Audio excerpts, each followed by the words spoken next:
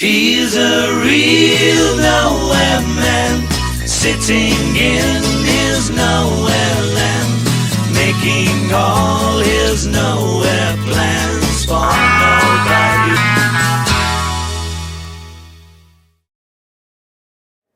What is your first recall of John as your brother? Because you came 7 years after him, as I remember. Yeah, 6.5 years, yeah. Well, I don't... John, obviously, I have a sister as well. She's nearly 2 years and 8 months younger than me. So there's 9 years between her and John. And obviously he remembers a life without Jackie and I.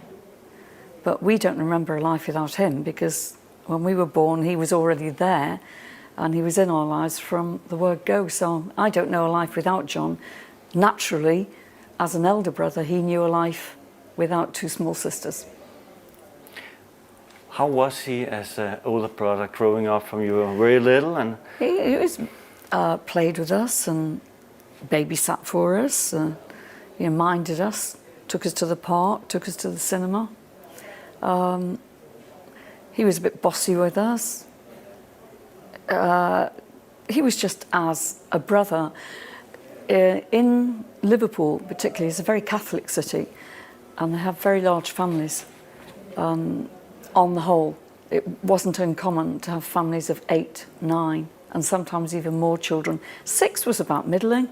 So everyone had an older brother. It was just that there'd been no children for us in between. It was the gap between John and me, and then my sister. So we were a small family. Lots of people had older brothers and sisters that had left home, got married, had children of their own, and we were still in primary school. if we read books, and there are many books about John Lennon, and they all say different things. They do. But did John see you and your sister and his mother and your mother, of course, and his stepfather as his family, or was he a little bit divided between Mimi and George? Well, obviously he was. He lived with my mother till he was 5.5, and then Mimi took him, and it was a travesty and a tragedy that should. We like to say it doesn't happen anymore, but I think in other parts of the world it might. And because there's courts set up when a father or mother takes their children to a completely different country. But this was in one city, and the law sort of supported it all. It was, well, we've moved on, haven't we? We've moved on an awful lot, learned an awful lot since then. Lucky enough.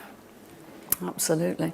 So Mimi actually told John that my mother had moved away with that man, which is my father, and she didn't know where we were, which is confoundingly, well, it's just a lie, isn't it? It's a great big lie. So John must have been very, very hurt and confused. My mother practically had a breakdown. They got through it. We all got through it. We are still getting through it. Jackie and I are still getting through it. And if John had been alive today, he would still be getting through it. He was just at a point in 1980 where he was coming back to Liverpool, coming to see everyone, and with his words, "It's about time I saw and saw to my own family." And I just said, "You're too right. When are you coming?" So the legacy of the early lies was ongoing, is ongoing to the people still left here. It doesn't do to think about it too much, you know. Your mother, did she ever talk about the situation where Mimi in some way forced her to take over John? Oh, we knew fine well. We were living in it. We knew exactly. We knew. With my father saying, "I'll go and get him, I'll go and get him. I've had enough of this, I'll go. He's coming." And then when he did come, and John didn't want to go home, tears all around, and my father just said, "Stay, just stay. I'll go and deal with her. I'll deal with Mary." It was Mimi to the children, Mary to the adults. So it was a situation that we were well aware of growing up, I can tell you. as the story goes, she turned Julia into the social, what is it called, authorities or social government, whatever, and said that they had to remove John from the home because she was married to another man, Alfred or Alf, and lived with your father, John Bobby Dykins. Yes. Is that true? She did that twice? Yes, she did. Didn't she have any warning for her sister before that, or was it just something coming out of the blue? She wanted John. She'd never had a child. I can't, anything, now this is where anything you say, we say, I say is hearsay. So I can't say anything. I can only surmise. And I don't want to take the story into those areas, because what I'm telling you is what I know happened, because I was there. But if I tell you what was in Mimi's mind, then I'm also lying. Speculating, yeah. Yeah, and I don't want to do that. No. I don't want to do that. One can only speculate why she would be ruthless with her own sister. But your mother forgave her. She's a very forgiving came person. There and got well, she wanted John. My mother was desperate, and in the end, initially, the only way she could get to John was to be friendly with Mimi. So it was a kind of pressure on your mother, maybe?